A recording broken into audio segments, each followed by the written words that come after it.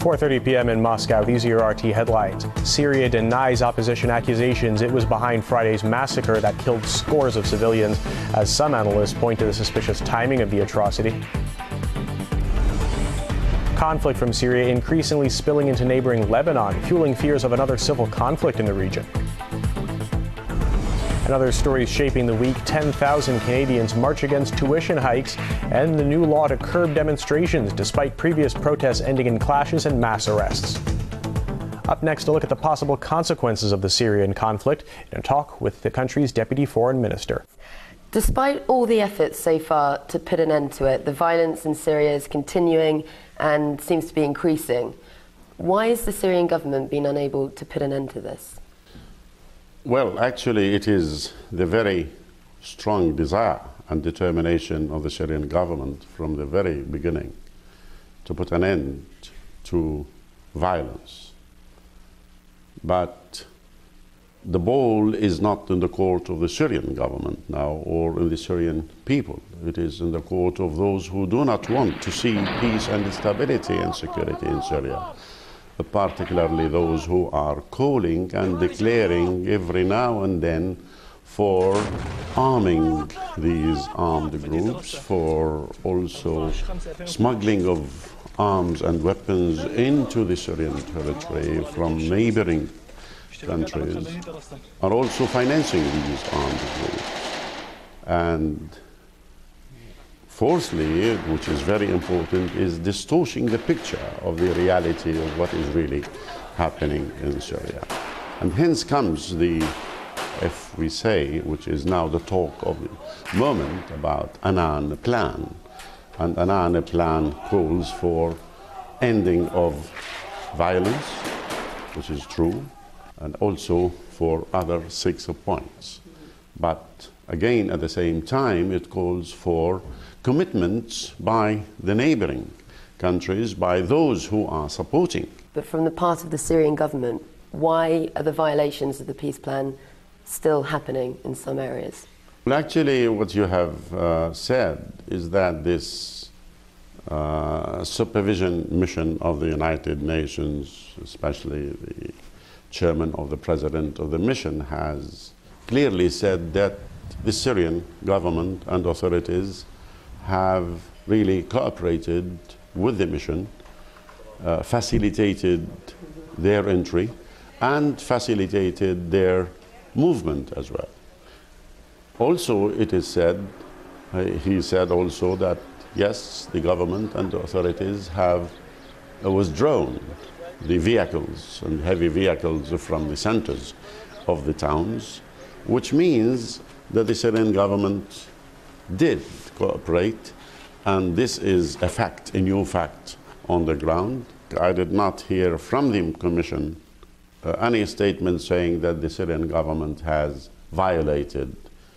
On the contrary, what I heard from them, and I read, and hopefully you have read from them, that up till now, 3,500 violations by the armed groups have been committed. The armed groups aren't here to level that criticism to them. So just talking from the side of the government's part in this peace process now that the UN are trying to implement in Syria, I mean, in some of the areas we visited, like Idlib, both sides are very clearly breaching the ceasefire that they're trying to put in place there. Not really. Even as I drew your attention to the statement by the Commission and by Mod himself, that yes, the government and the authorities are being provoked by the armed groups, and when the authorities do any action, it is only in self-defense. Now, also there have been some statements and some declarations by the Human Rights Council and the Human Rights Commission admitting themselves that they have been misled by the opposition to say what they said.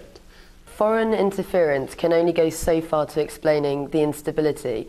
What part do you think the Syrian government, the regime, has to blame for what's happened and what's happening now? Well, I cannot say to blame the Syrian government or not to blame the Syrian government, but our people have decided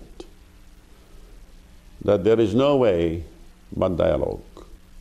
There is no way but a peaceful solution, a peaceful dialogue, and a peaceful solution and settlement to this crisis. And no way but if you follow the huge, well-planned sanctions against the people, which is affecting now, its impact is on every family, on every one. One can ask, why these sanctions? Are you punishing and sanctioning the people themselves? Lebanon's being seen to be dragged into this Syrian unrest at the moment. How hard is it for the government, the Syrian government, with this crisis spreading over now into some of these neighbouring countries? Well, it is no secret now, neither to the Lebanese, nor to the Syrians, nor to the world, that the northern part of Lebanon, which is in Tripoli and the region, have become, or they have been trying to make it the center for insurgents to come into the Syrian territory to create chaos, to create provocative, and it has become, which is against the interests of the Lebanese people themselves. As I said, the vessel that has been loaded with weapons, different types of weapons, highly sophisticated weapons, smuggled into Lebanon, that have been arrested by the Lebanese government, gives a clue of why and to whom it was sent. And this is a big, big danger. I want to talk to you about truth. You were saying it's been so hard throughout the crisis to really get a grasp, with so many claims and counterclaims from both sides about what's really happening.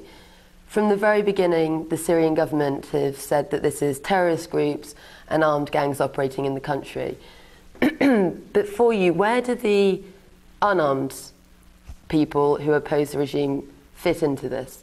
The big protests that we've seen happening in Aleppo, university students, small villages, unarmed civilian people. Well, if you know, from the very beginning, there were some, demonstrators who wanted some legitimate demands. And the government, yes, said yes, their demands are rightful, legitimate, and they started to do something.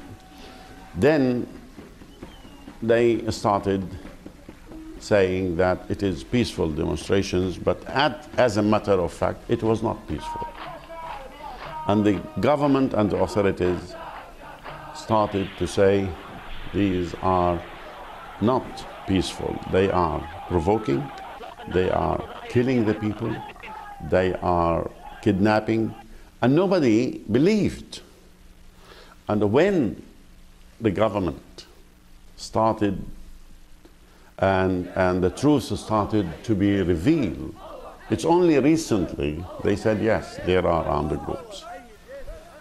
And now, as I said, and only recently now they said there are terrorist groups. They are terrorist groups. Where do you think the final responsibility for what is happening in Syria right now lies? Who should take responsibility? The final responsibility? Not you, and I'm sure not me, but I will answer this in two ways. There are two proverbs that says, if you deceive me once, shame on you. But if you deceive me twice, shame on me. Now, the deceit was there from the very beginning of what was called the Arab Spring. But everybody saw and witnessed what has happened in Libya, Egypt, Tunis, etc. And what is the present situation? Now, the other one, there is a proverb that says, when you accuse others and point your fingers accusing others, just remember 3 fingers of accusations are directed against you.